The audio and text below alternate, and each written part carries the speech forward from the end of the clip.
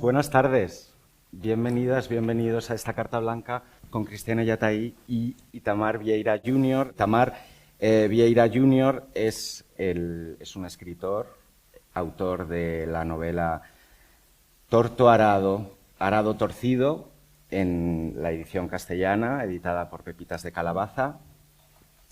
Estudió geografía y es doctor en estudios étnicos y africanos por la Universidad Federal de Bahía y es experto en la formación de quilombolas, que son comunidades afro-brasileñas organizadas por descendientes de antiguos esclavos. Es autor de varios libros. Cristiana Yataí es una autora, directora y cineasta. Su trabajo establece un diálogo entre el cine y el teatro, con un lenguaje muy particular, y también con el teatro documento.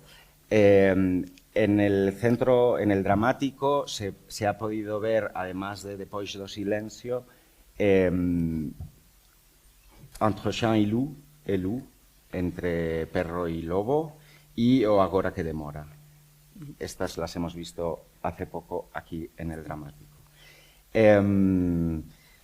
Solo por nombrar alguna cosa, hace relativamente poco, en el año 22, gana el León de Oro en la Bienal de Venecia en la categoría del teatro por toda su trayectoria. En Madrid pudimos ver hace mucho tiempo, además de estas obras en el dramático, una obra que a mí particularmente me arrebató, que era Es Elas Fossen para Moscú.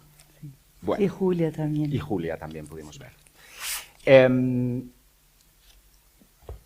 Torto Arado, Depois do Silencio, como ejes temáticos, que es lo que vamos a tratar de plantear, establecen como marco la historia de una familia afrodescendiente en la zona de Chapada Diamantina.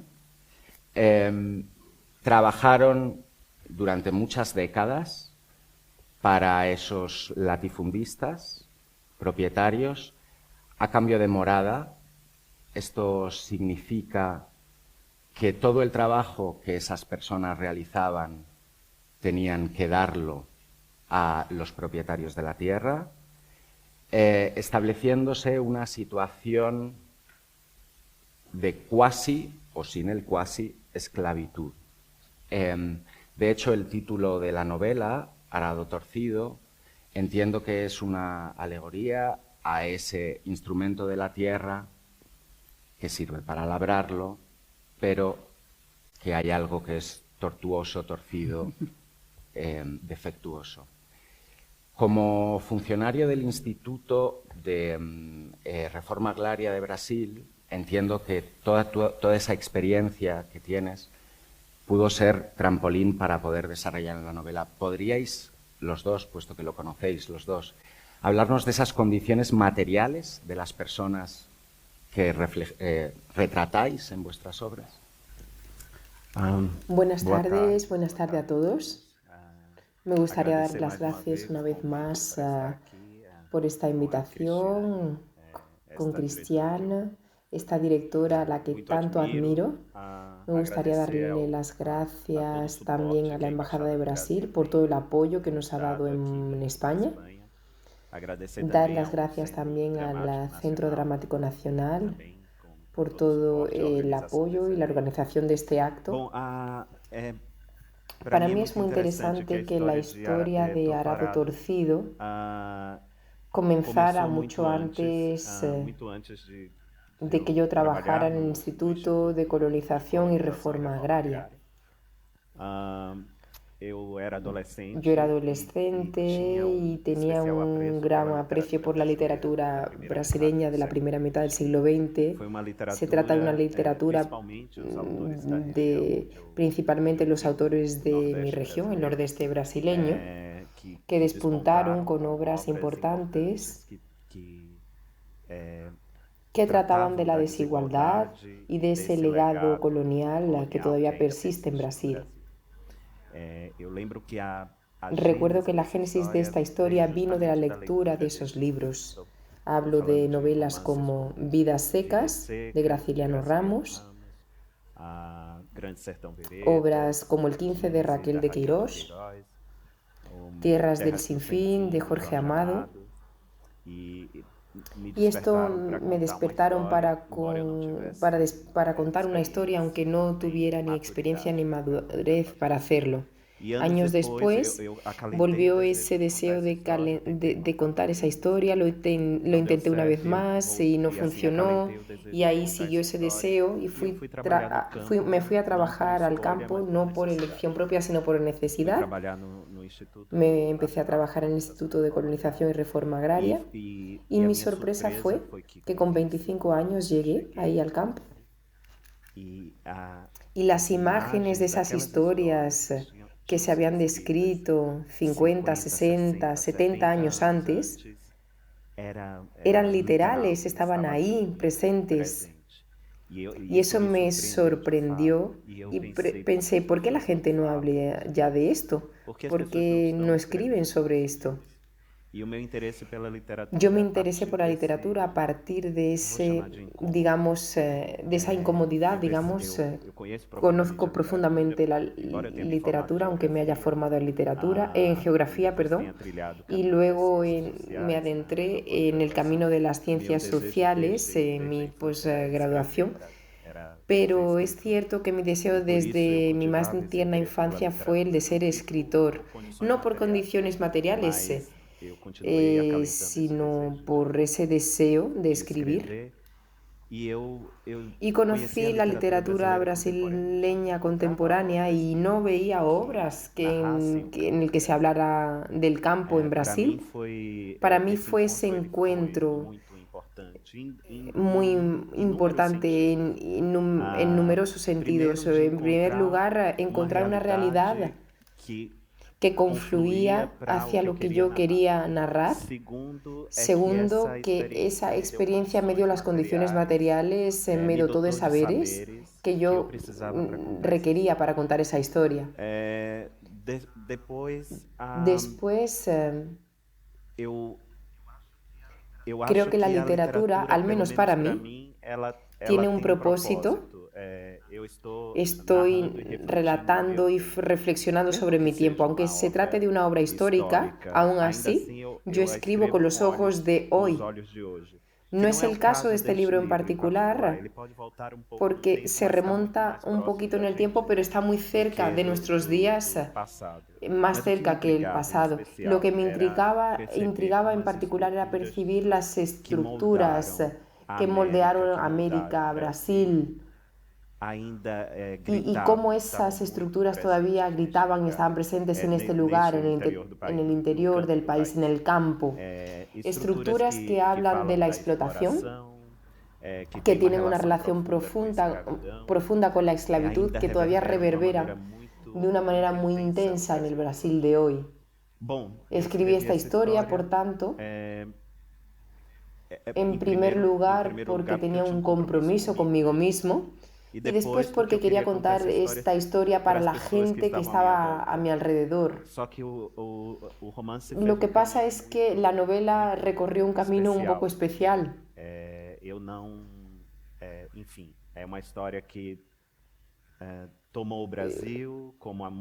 La verdad, se ganó a Brasil de una manera en que hacía mucho tiempo que una novela no hacía. Salió al exterior, surgió un interés en otros artistas como Cristiana para trasladar esta historia para otros lenguajes. Estabas hablando antes de cómo te encontraste que la literatura brasileña no hablaba de la situación del campo. La elección del título de tu obra es Después del silencio, y tu novela en el preámbulo empieza con una historia, por no desvelar si no conocen mucho los asistentes, en la que a uno de los personajes, encontrando un cuchillo cargado de historia de su abuela, por accidente se le corta la lengua. Claro, estabas comentando cómo esos lenguajes coloniales a lo largo de la historia han suprimido las voces y las palabras de esas comunidades, ¿no? ¿Qué papel le das en tu escritura y en la obra a la palabra, a la oralidad, a la hora de escribir, siendo una novela que refleja la manera oral, y en la obra la necesidad de articular todos los datos, todos los hechos a través de la palabra? ¿Quieres que comience yo? Pode, claro. Você está no Adelante. seu processo de pensamento. Creo que en ese sentido, tanto la novela como el espectáculo de Christian se acercan.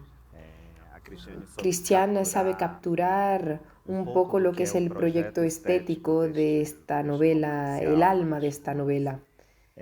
Yo intenté contar esta historia de otras maneras, y esa es la razón. Intenté contarla de otros modos. Creo que la literatura camina según se cuenta la historia, y yo intenté contarla de diversas maneras.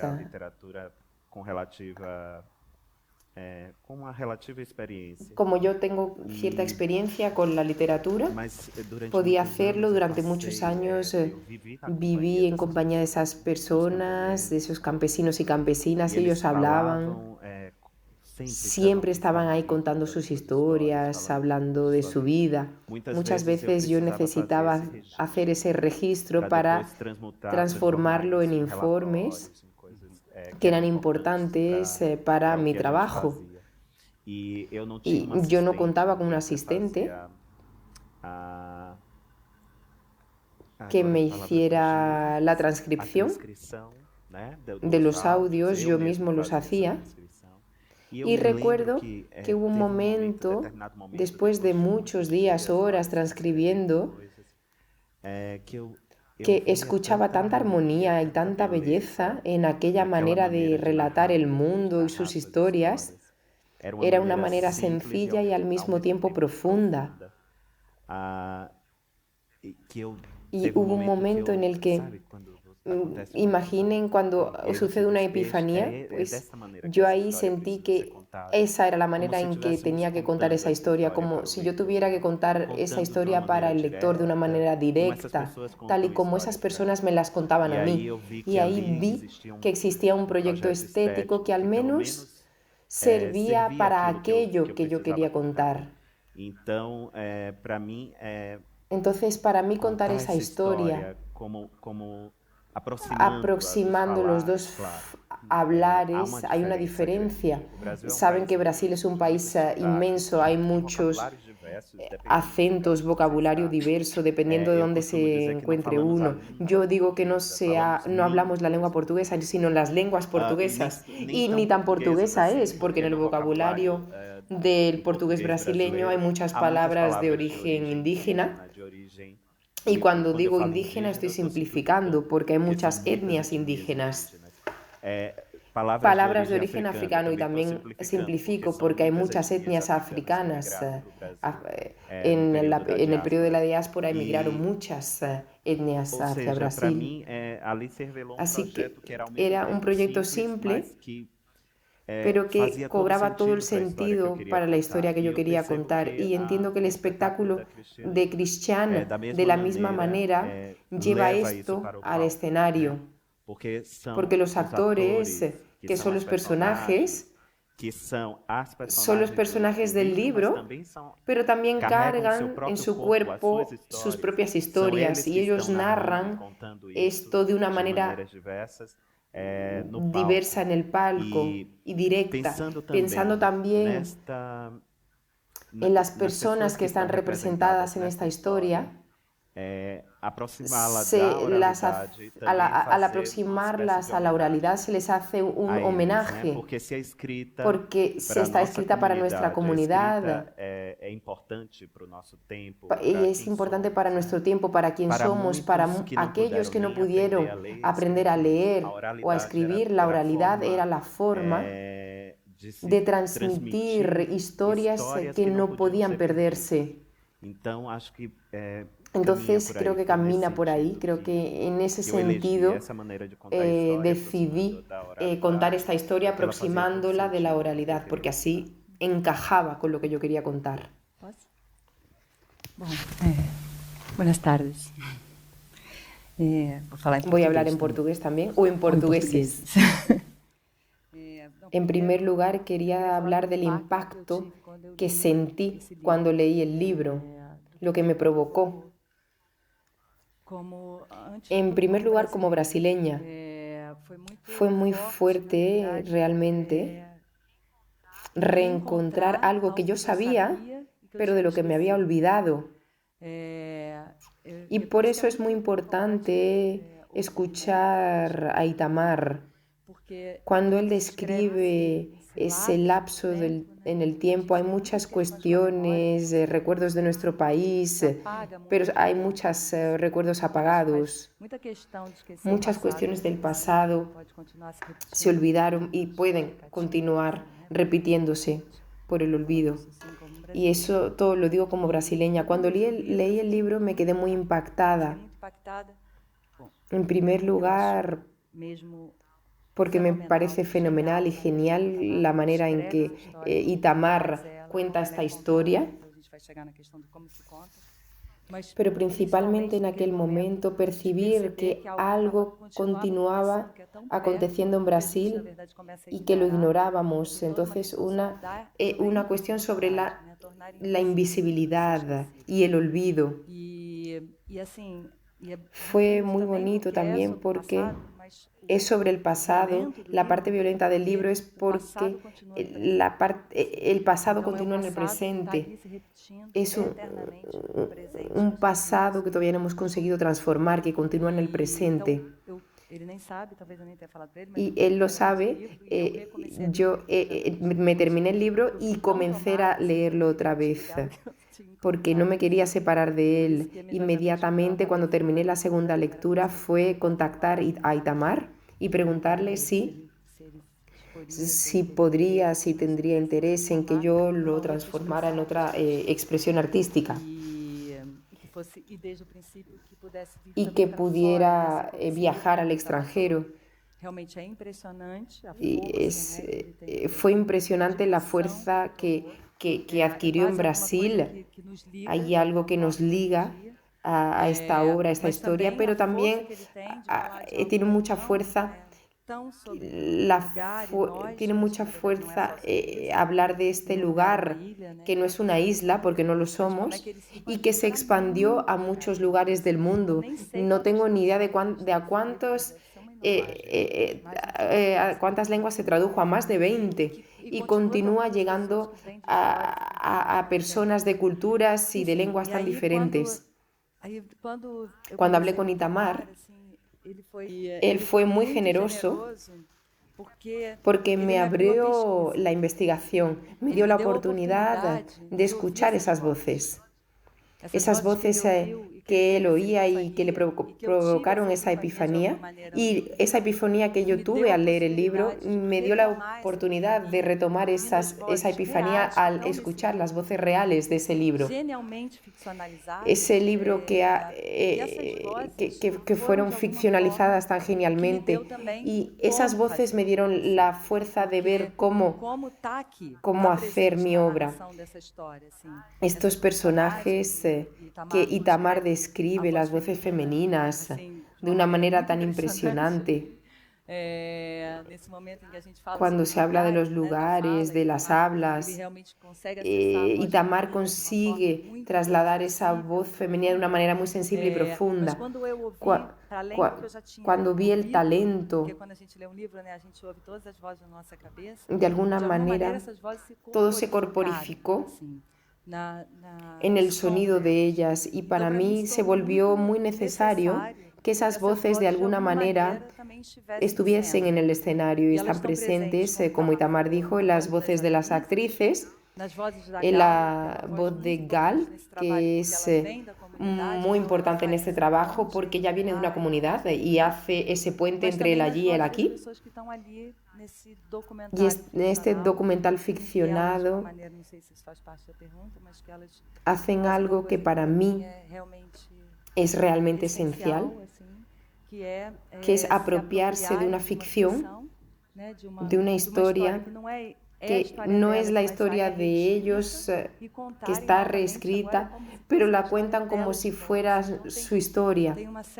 Es algo como un ovillo que va desarrollándose, abriéndose, y que se llama Después del silencio, porque son voces que tienen que ser oídas, escuchadas. De hecho, las dos obras elegís la ficción como contrapunto a la realidad y establecéis un diálogo muy interesante entre ficción y realidad. Has contado antes cómo toda tu experiencia y todas tus transcripciones las ficcionalizas. En tu caso, el viaje parece casi al revés. Como espectador, cuando uno se sienta, cree que la historia que nos están contando esas actrices es la suya. Y solo más adelante, si no conoce la novela, empieza a preguntarse, la convención se está rompiendo, aquí hay ficción. ¿Hasta qué punto la ficción en sí os ayuda o os interesa para hablar de lo que estáis hablando? Y a la vez es la herramienta para que el espectador hoy, con tanta sobreestimulación de información, le llegue esta situación tan particular y a la vez tan universal. ¿Cómo es ese juego que establecéis los dos entre ficción y realidad? ¿Qué? Adelante, tú eres el experto. Voy a hablar un poco como lector por mi interés por la ficción y cómo puede lo que sucede realmente cuando leemos una historia. Y voy a hablar de la ficción también como una construcción, como una creación, una construcción social que a veces colma lagunas que la historia nos arrebató. Estamos hablando, como Cristiana acaba de decir, de personas que tuvieron sus trayectorias invisibilizadas, apagadas, silenciadas por toda la historia de la fundación del país y de esa violencia que está en la génesis de este lugar que llamamos Brasil. Y si pensamos de esta manera, hay mucho que se apagó, que se quemó, que se silenció, que se destruyó para que el país pudiese mirar hacia adelante sin preocuparse por lo que había pasado, sin darse cuenta que lo que todavía reverberaría durante mucho más tiempo entre nosotros por muchas razones. Entonces, pensando en ese sentido, creo que la ficción colma una laguna importante, nos da un sentido, es un instrumento para contar y recrear historias que de alguna manera nos arrancaron y nos negaron de muchas maneras. Algo que para mí es su sentido, el sentido de la ficción, y es algo que es más íntimo y personal. Creo que la lectura, tal vez la literatura no tiene una función, al igual que el arte, una función dada muy clara. Recuerdo al mensaje Antonio Cândido, un gran crítico brasileño que ya falleció, en su obra El derecho a la literatura, dice que la literatura, y él habla de literatura de una manera muy amplia, no es solo lo que está escrito, son las traducciones, el folclore, el canto indígena, cualquier cosa que implique palabras y creación. Le llama literatura. Él dice que la literatura es un derecho universal y un derecho de todo ser humano, que nadie debe prescindir de él, de esa creación, de ese derecho a crear y fluir con las creaciones. Y nosotros que somos lectores tenemos una experiencia muy íntima, una experiencia que tiene la capacidad de trasladarnos a lugares distintos, para vivir vidas de personajes distintos. Porque una cosa es un autor que escribe un libro, vivió, experimentó esa historia, pero es un libro cerrado y un objeto sin vida, por tanto.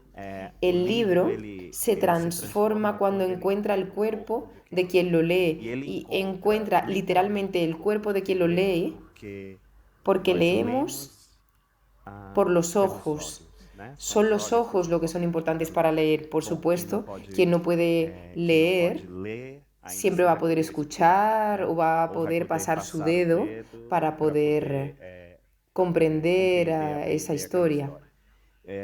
Pero realmente es nuestra mente, la mente humana, la que proyecta personajes, eventos, historias. Cuando nos damos cuenta en algún momento de la historia que vamos a entender que estamos viviendo en ese lugar, esa vida, esa experiencia es muy íntima.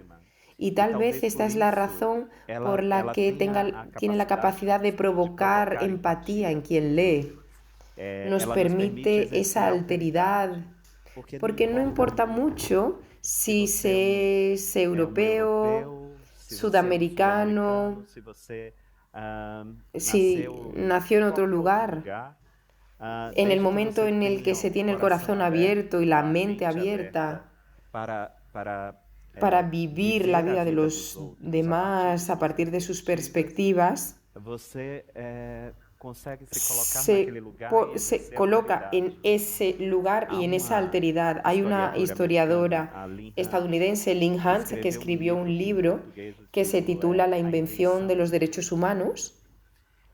Entre otras cosas, en ese libro dice que los derechos humanos son una convención social y a lo largo del tiempo evolucionó, la gente amplió esa comprensión y le dimos una tónica universal a esos derechos humanos, y en un determinado momento de la historia que ella sitúa en esa línea de evolución de los derechos humanos, dice que la literatura de finales del siglo XVIII, principios del XIX, se publicaban fascículos, periódicos.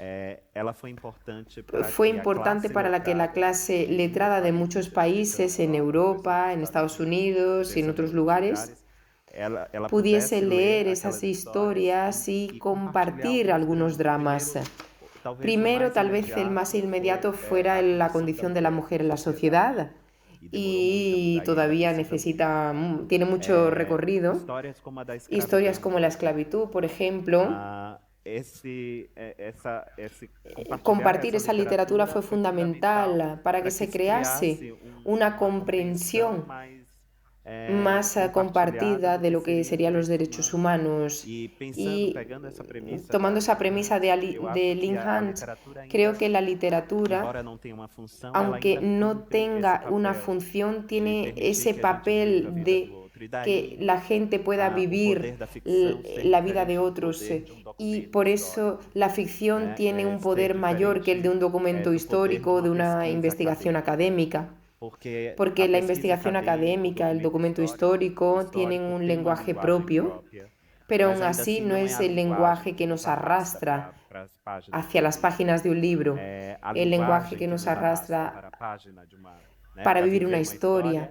Ese lenguaje es el lenguaje literario y el lenguaje del arte, del teatro, del cine.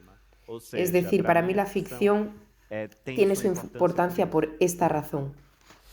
Y en tu caso, ¿cómo es esa relación entre la realidad y la ficción? Creo que antes de hablar sobre la realidad y ficción, el teatro en este caso es muy diferente a la literatura. Es el cuerpo que la gente ve. Es la presentación de la realidad, de la corporificación, de la relación con el espacio y con el público. Y siempre es en el tiempo presente, al contrario que en la literatura o en el cine. Solo encuentran ese encuentro comunitario en el escenario, en el que los espectadores proyectan su imaginación, como cuando leemos un libro, pero de una manera diferente. na verdade, se dá dentro de uma porque parede invisível que está aqui, hay una pared disponivelmente, invisible mas que coloca outro tipo de con de un libro, questões, pero talvez para hay acessar otras os mesmos cuestiones campos, mas que pedem caminhos diferentes, vamos que dizer. se ven en caminos Então, diferentes por isso cuando que para estamos en mim el fazer a escenario. adaptação de né, Para pensar, mí, trabalhar a partir de uma obra trabajar a partir de literária una obra literaria que ya es completa en sí, que já é uma obra nesse que ya caso es una prima, obra na minha opinião, mayor para ela mí, nunca poderia ser tentar nunca tendría que ser reproduzir intentar reproducir eso en el em cena, escenario, porque em algum lugar muito curioso porque seria sería una traición al porque final. tentaria Intentaría fazer com que eu repetir o pudesse achar que eu posso pensar que repetir a yo mesma puedo apreensão que alguém tem provocar la quando lê esse misma livro. comprensión que cuando Então, se por lee isso el que libro.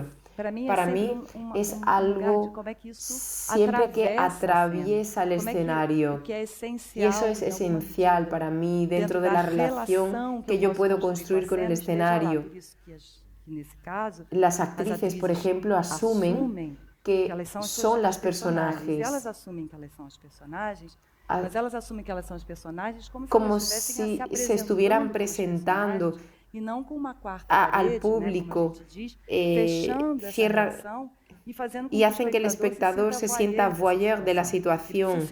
Son cómplices de esa situación. Saben que están escuchando a esas personas en una relación directa, pero como están ficcionalizando, porque aunque tengan cosas en común con los personajes, no son los personajes, asumen esa ficción como si fueran sus propias Que não realidades. deixa de ser sempre a ideia do teatro, né? As pessoas, na verdade, Y assumem en el teatro que es elas são algo así, que elas não asumen, são, assim. los actores Só porque asumen a que partir do son momento que quienes elas no son assumem isso, se y se dirigen al espectadores espectador como se fosse así, uma como si conferência, fuese como se una fosse conferencia, teatro una documento, charla, surge essa y ahí dúvida. surge la duda. Quando surge essa Y cuando dúvida, surge eu esa acho que a duda, gente constrói uma encontramos coisa para mim algo que muito para mí es muy importante, que é importante. como que a gente faz, assim, por isso que a realidade e ficção Y como hay una ficção, fricción como, entre esa realidad assim, y criando esse tipo de faísca ficción. sempre me interessa. Eso siempre me interesa. É porque, primeiro, que tem Hay uma coisa algo muito que es muy curiosa curioso y es que el teatro siempre es ficción, porque Quando cuando você se repete repite 20 20 veces coisa, lo mismo já ya não no é es mais realidad. Ou seja, Es mesmo que como eu cuando conte a se minha cuenta una historia varias veces, como por como por exemplo, no Agora que ejemplo, Demora, que eu apresentei aqui, que eu conto parte da minha história e as pessoas contam cuando as se histórias cuenta delas. una historia Depois que personal, você fala después de 25, contarla 10, 30, 25, 30, 200, você já está 300 veces, interpretando sua se própria interpreta história. Você já la está propia historia, se ficcionalizando a sua história. Você já não está ficcionaliza, mais se ficciona, realmente perdón, contando a sua la história. Então, historia. por base já é Eso ya es ficção. ficción. Agora, Cuando quando a gente trabajamos trabalha con com eso, para mim é sempre uma para coisa mí es algo curiosa, curioso que a gente, al ao crear a la duda en el a gente cria o espectador, espaço para a se crea el imaginação. espacio para la Ao imaginación. criar Y al crear faíscazinha que é esa será duda que de ¿será muda que de es alguma muda? maneira ¿Será o que el interesse interés e o olhar y la sobre o que está se mirada vendo del na espectador cena? está E ahí? como Y ese trabajo, independente do que ele independientemente de que traz de sea realidade realidad o no, na sua inspiração, ele retrata una uma realidad. assim, era Y muito es muy importante importante que que la gente diga esto es una realidad, porque es una realidad lo que se cuenta en el libro. Igual que Juliana França, que hace de Viviana, ella trae las historias de Viviana y solo podrían ser cuerpos negros, por ejemplo, afrobrasileños para contar esta historia, o indígenas. De alguna manera es real. Al igual que es real lo que cuenta Cacho y los demás personajes. Hay una valorización de la ficción para poder fortalecer la necesidad de alguna forma de contar los derechos humanos, las cuestiones sociales y crear algo que usamos y que es muy necesario, que es la empatía. Una última cuestión que quería plantear es que tanto en la novela como en la obra de teatro hay una estructura en 3 partes. Cada una de las 3 partes en las 2 es narrada por una persona, por una mujer diferente. Y sem spoiler. Sin spoiler. Y la última parte, sin spoiler, entra en juego los encantados, la magia, el yaré, los espíritus que participan en esas festividades, que deciden cabalgar los cuerpos para hablar. que están siempre ahí, siempre están ahí. Desde o início. desde la Génesis, desde siempre. Esa realidad fue también silenciada. Los dos decidís ponerlo en las obras de manera diferente, porque son lenguajes diferentes, pero ¿cuál es la importancia de toda esa creencia, de toda esa fuerza que posee a las personas y que las trasciende? De la magia de los encantados. Estou adorando essa... ¿Comienzas tú? El autor del libro. Esto era una preocupación que yo tenía para contar esta historia.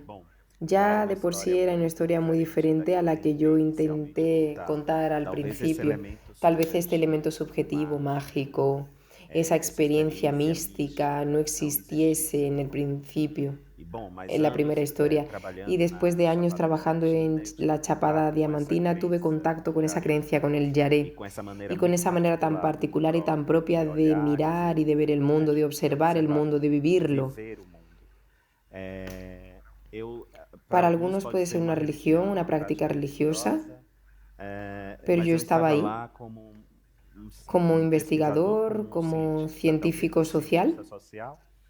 Y al principio lo que me conectó a esa experiencia mística, mágica, era el sentido de solidaridad que existía en aquella práctica. Porque personas absolutamente vulnerabilizadas, violentadas por la propia historia, todavía conseguían mantener una comunidad cohesionada en torno a un sentido común. El Yaré está liderado por un sanador o curandero. Ese sanador es responsable. Imaginad un lugar donde no hay médicos, donde la gente está abandonada. Ese sanador domina los saberes de hierbas, hojas, raíces para curar enfermedades. Pero esos dones no fueron adquiridos por los libros o por una facultad de medicina, sino por los espíritus, por la propia naturaleza. Y lo que para mí es importante en este sentido es narrar una historia donde hubiese un gran respeto por esas ontologías, por esos saberes que ellos llevan consigo. Hay una manera muy particular de ver el mundo. Y la nuestra, la de los que estamos aquí presentes, no es la única ni la absoluta. Y lo que para nosotros puede parecer inverosímil, para otras personas eso es la verdad, su verdad. Hablar con espíritus es la verdad. Entender que un río o que una roca son un ser de derecho diferente a un recurso, también es una ontología, una manera de ver el mundo. Y yo quería que esos personajes fuesen interpretados a partir de esa manera. Aunque yo no profese ninguna creencia, la práctica religiosa, en la práctica religiosa esta es importante para que yo comprenda sus vidas y sus historias. Leyendo a un investigador martiniqués hace un tiempo que vive en la Francia continental, Malcolm Ferdinand, es muy joven y es muy interesante, habla sobre el Caribe, escribe sobre el Caribe y habla sobre esa experiencia colonial que ocurrió en América y en otros lugares, pero especialmente en América, y dice que la colonialidad, el cristianismo en la colonialidad dividió ese mundo diverso que existía antes en binomios simplistas, El mundo se divide entre el bien y el mal, lo bueno y lo malo, lo correcto y lo incorrecto. Las personas se alejan de lo sagrado y esa dimensión que envuelve a los sagrados es importante para entender el mundo y las personas ahí se desconectan con el cristianismo. Y hay una práctica de resistencia de muchos grupos y ellos buscaban mantener lo sagrado vivo. Y ahí pienso en la gran diáspora africana. Y podrías hablar también de las poblaciones indígenas, pero la experiencia amplia y grande de la diáspora africana, más de 12 millones de personas secuestradas en su continente que se fueron a vivir a América. Y Brasil casi recibió a la mitad de ese contingente y esas personas fueron secuestradas, transportadas, no tenían a veces ni ropa para vestir y en sus cuerpos, en su mente, en su corazón, llevaron consigo historias, subjetividades, ontologías, maneras de ver el mundo que reconstruyeron en ese nuevo lugar, en esa nueva tierra que era América. Y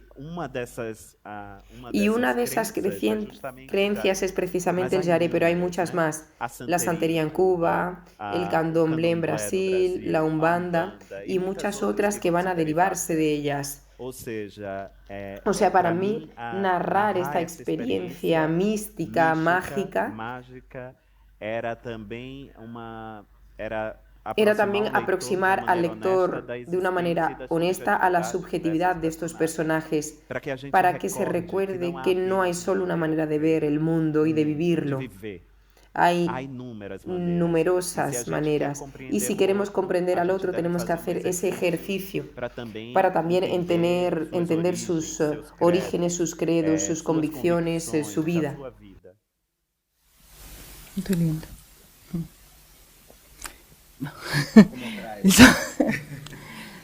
Todo esto, ¿cómo lo traes tú, Yaré? Sim, é porque... Como dijo Itamar, esto está tan presente en el libro y tan presente. La relación de las comunidades que se constituyen a partir de esas nuevas familias que se recrean, personas a las que se les arrancó su pasado, esto es indisociable. Esa separación, esa cuestión surge porque separamos, volviendo a la cuestión de la ficción y la realidad, el discurso atraviesa de un lado a otro sin que haya una separación. No es ahora hablo de algo mágico, de los espíritus, no, está aquí, están aquí. ¿Cómo podemos afirmar que no están aquí? Entonces, da lugar para ver lo que está presente. Cuando Juliana habla, para mí es muy importante porque no solo habla sobre dolor, sobre violencia, sobre amor, habla sobre amor, sobre continuidad. Y esos encantados, esas presencias, hablan de la continuidad, de la familia, de los afectos. Eso está clarísimo en el libro para todos nosotros que nos aproximamos a esos conceptos de cualquier grupo de comunidades, en este caso la diáspora africana, de las comunidades indígenas, y están presentes en la obra. Sin hacer spoiler, hay una de las narraciones que las hace un espíritu. Y algunos se preguntarán, ¿cómo se hace una narración de un espíritu? Pues no hay un cuerpo ahí, es una coreografía, una danza, es un movimiento que lo hace alguien que conoce muy bien su propio cuerpo esa experiencia, tiene esa experiencia en su propio cuerpo y trae esa experiencia al escenario, lleva esa experiencia al escenario con una precisión impresionante, llega a moverse en el espacio de la misma manera y ella habla de Santa Rita Pescadera, la invoca y es una entidad creada y tiene su leyenda también. Mas é como se a gente dissesse, como é ouvir a voz do que Y não está aqui. la gente dice, Então, ¿cómo é mais puedo uma vez sobre escuchar la voz de lo que no está aquí? e dar Pero voz damos ao que a voz gente também en el escenario talvez não entenda tão a esto, racionalmente. Não poderia, sin para que mim, haya ter tanta outro canal que não racionalidad esse, dar o y espaço no podría haber otra solución que no última fuera llevar a los pregunta encantados al antes de escenario. abrir la ronda de preguntas. Ayer la obra de teatro comienza con una de las actrices diciendo que está muy contenta por los resultados de las elecciones de Brasil. Eso produjo ayer un caluroso aplauso en el teatro. Todos los temas que plantea Torturado hablan de una realidad muy específica de Brasil.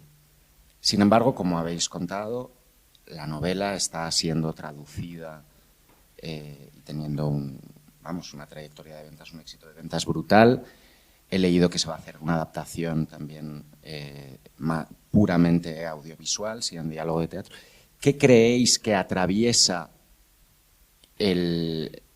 las obras vuestras, que nos interpela a gente de Suiza, España, Austria, Suecia, donde se ha mostrado también tu obra y donde se ha traducido la tuya?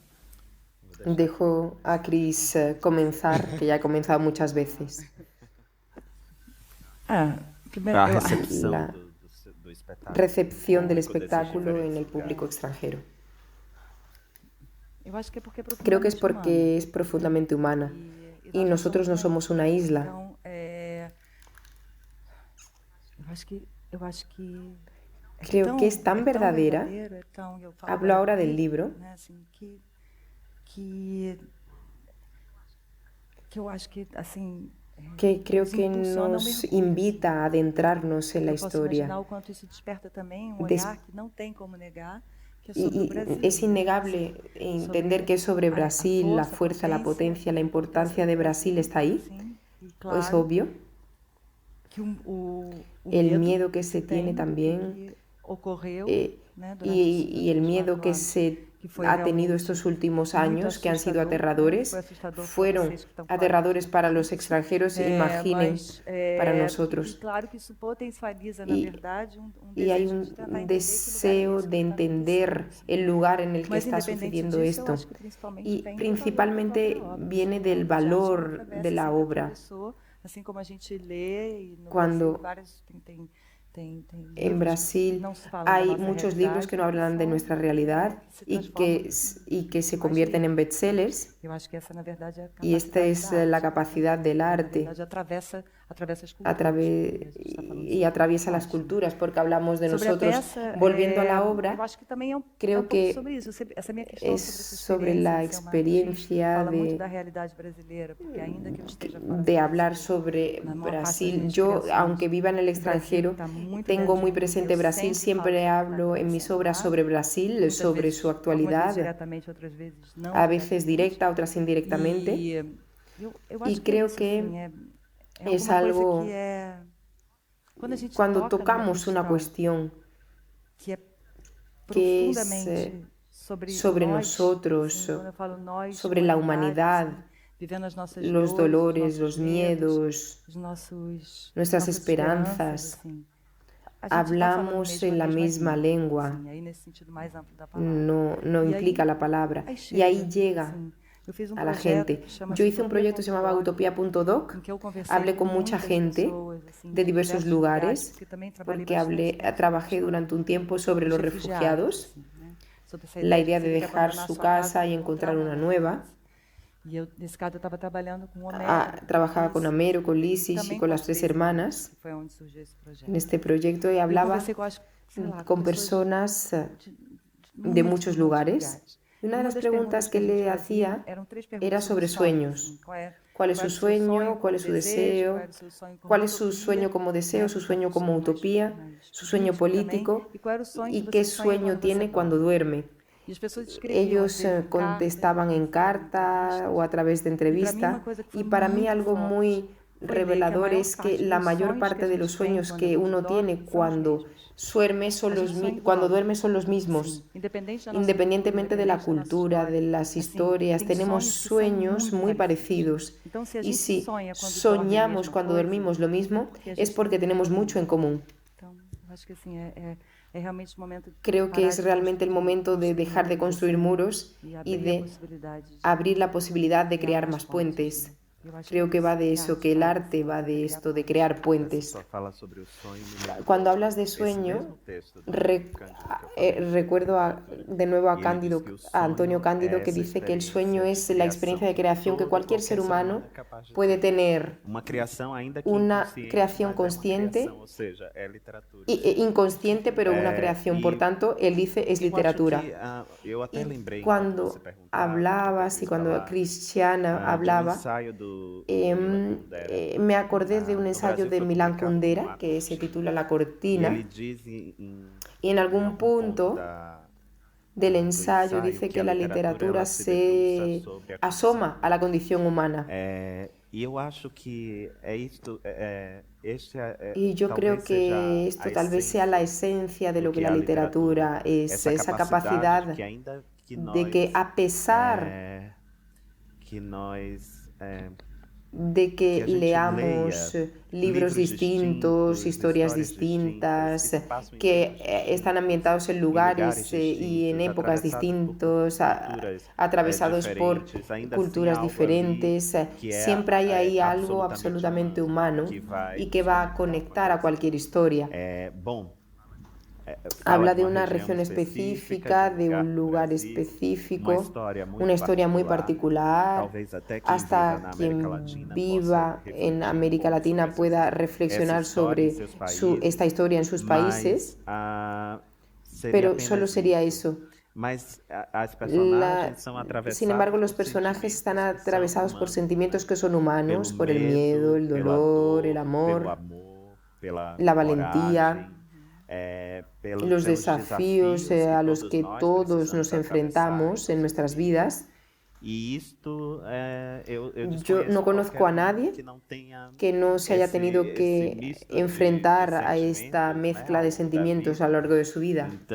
Entonces creo que esto termina aproximando esta historia a la gente, esta historia que se cuenta en el libro, a los lectores y a cualquier historia que nos dispongamos a leer. Tiene esta característica: siempre buscamos algo que nos afirme en nuestra humanidad y en que tenemos un mundo subjetivo de sentimientos a compartir. No sé si alguien del público tiene alguna pregunta para hacerles. Sí. Adelante. Y luego vamos ahí. Hola, Itamar y Yatay y Cristian, muchísimas gracias por estar aquí, por vuestro trabajo que nos inspira y nos conmueve y nos gusta tanto. Os quería preguntar a los dos por el papel que juega la venganza dentro de tanto del espectáculo como del libro, ¿no? Porque hay un momento en el que uno de los personajes comienza a decir estoy aquí para vengarme, al final dice, para vengarme con palabras o contando una historia.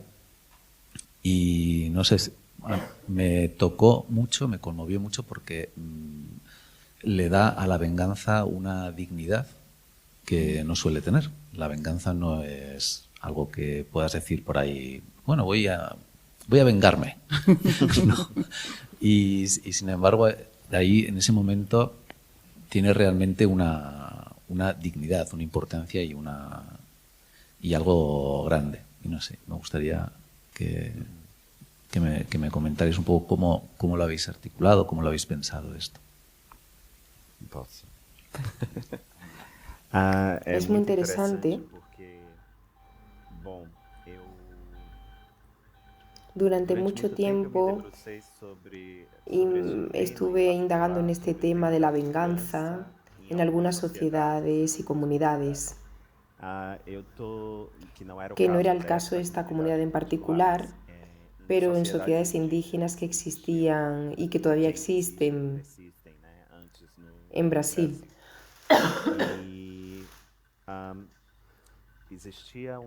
Había un ritual antropofágico entre los tupinambáes que estaba rodeado de un simbolismo, dignidad, sentido de justicia, que fue estigmatizado y se volvió algo abominable por los invasores del continente. Pero aún así, ¿cómo podría llevar esta historia a la historia que está aquí, en Arado Torcido? Yo siento que la violencia es un lenguaje sistemáticamente utilizado para dividir, exterminar a los indeseables. Y durante mucho tiempo yo vivía y experimenté, leí noticias de personas que eran violadas, violentadas, asesinadas por esta violencia que persiste. Hace menos de un mes hubo un asesinato en Brasil de una lideresa quilombola, como en el libro, María Bernadette Pacífico. Yo la conocía por mi trabajo y hablábamos mucho, una señora de 72 años, pero muy activa, movilizaba a su comunidad. Su comunidad estaba muy cerca de Salvador, que es donde yo vivo. Y ella me llamó una semana antes de su asesinato, pidiéndome orientación sobre a quién buscar, etc. Y hablé un poco con ella. Durante mucho tiempo llegaban noticias y noticias en las que solo un lado perecía en esta guerra, en esta disputa por territorio. Solo un lado perecía. Y tuvo un momento en el que me cuestioné a lo largo de la escritura de esta obra si la violencia es un lenguaje y si reaccionáramos a este lenguaje, ¿cómo seríamos recibidos por quienes nos violentan, por quienes nos agreden? Y de ahí sucede lo que sucede en el libro.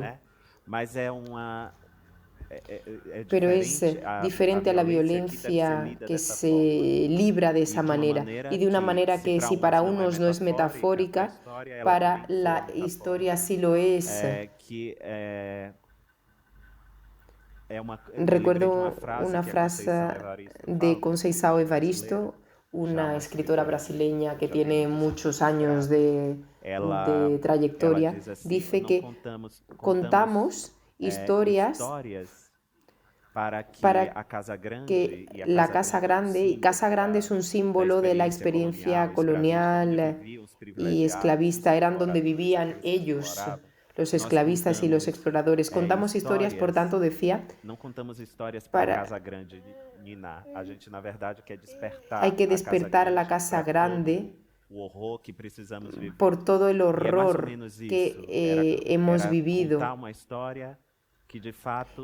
Quería una historia que hiciera ver a las personas la violencia que todavía existe, y la venganza en este caso es un lenguaje, una metáfora y un aviso. Es curioso porque la historia de Brasil es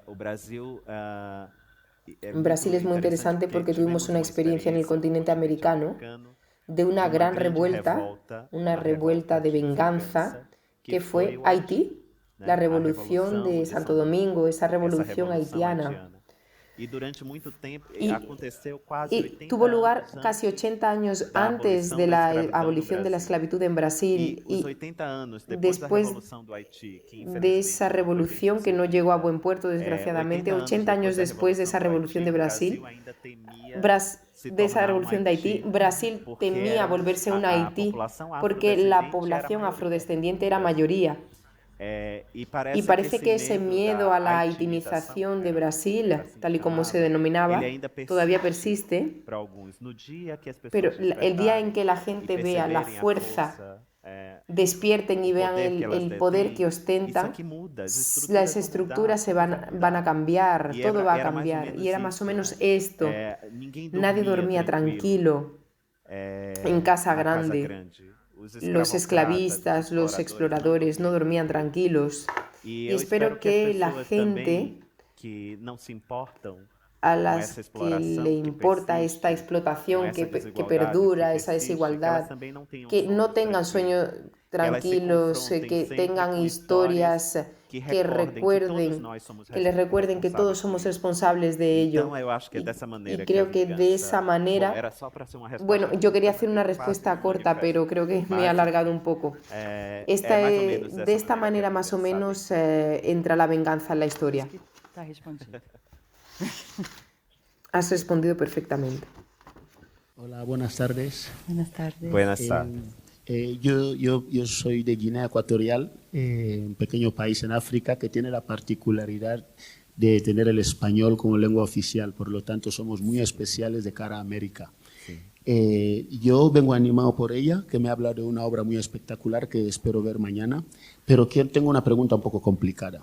Después de escucharles, sobre todo la parte africana, que ustedes habrán trabajado bastante para crear esta obra, que parece magnífica, han creado esa obra en base a toda la culturalidad africana que hay en Brasil. Mi pregunta es, si les dijeran, ¿cómo ustedes creen que encajarían los jóvenes africanos de Brasil una obra dibujada por un africano educado por claretianos, hijo de una curandera, y también que en Addis Abeba, en Etiopía, se encontró con un señor que le contó la historia que supuestamente era la verdadera de Jesús, y que después de esta historia se hizo magdaleno, es decir, seguidor de María Magdalena, y que en una obra de ciencia ficción africana, completamente ciencia ficción africana, trata de convencer a los jóvenes de la América africana negra de que dejen de seguir al cristianismo. ¿Cómo creen que lo encajarían? Bastante complejo.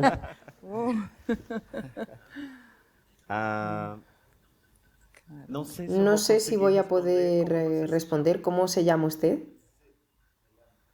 Ramón. No sé si voy a conseguir responder a esta pregunta. Es bastante compleja. Pienso en Brasil como país diverso. Un país que durante mucho tiempo vivió esa experiencia y todavía la vive. Una experiencia violenta. Un país que se miscigenó, no en el sentido muy libre de la palabra, porque hasta sea utópico o bonito, pero durante un tiempo existió un proyecto de eugenesia. El miedo de la haitinización hizo que Brasil, poco antes de la abolición y después también, invitase a habitantes europeos para vivir allí, alemanes, polacos, ucranianos, españoles, portugueses, italianos en gran cantidad, incluso asiáticos como japoneses, fueron invitados a que vivieran en Brasil porque existía un proceso de blanqueamiento. Eso formaba parte de la historia. Eso forma parte de la historia, y creo que esa experiencia de mestizaje lleva consigo ese dolor de la violencia. Y lo que quería decir en particular es que si pensamos en los jóvenes negros de Brasil, ellos tienen diversos matices de color. Aún así, esa experiencia remonta a esa ancestralidad vinculada a ese pasado también. Pero las religiones todavía que persisten de origen africano no son necesariamente las prácticas de los jóvenes negros en Brasil, será de unos pero no de otros. En Brasil creció mucho en los últimos años la práctica evangelista, es un cristianismo, yo diría, más fundamentalista, muy apegado a las tradiciones y a la experiencia que de alguna manera termina dividiendo a la gente, dividir a las comunidades. Estuve en muchas comunidades quilombolas, comunidades afrodescendientes, en las que cuando se preguntaba por el pasado,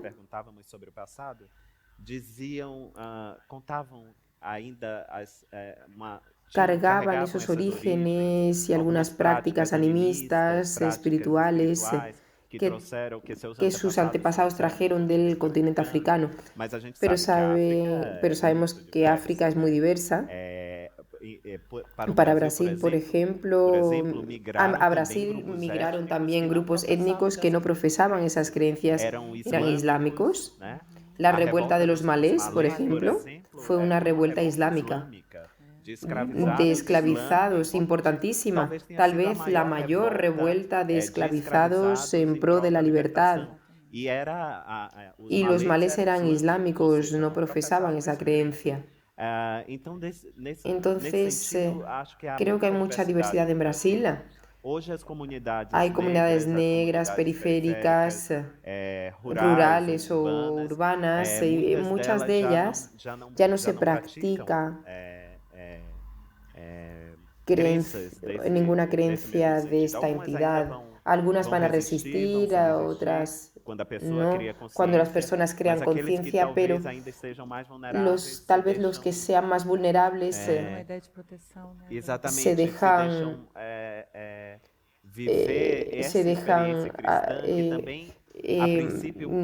captar por esta experiencia que al principio es una experiencia de solidaridad, pero que coloca en condición de vulnerabilidad a las prácticas que no son cristianas.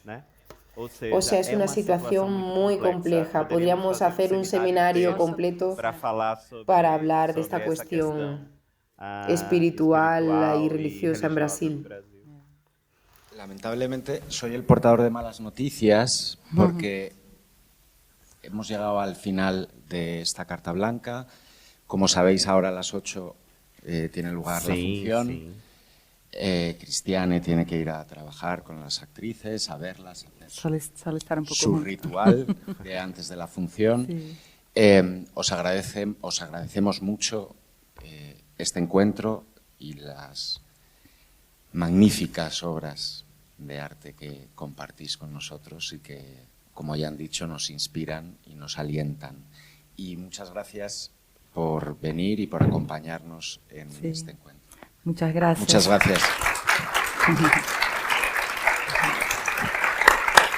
Querido. Obrigado.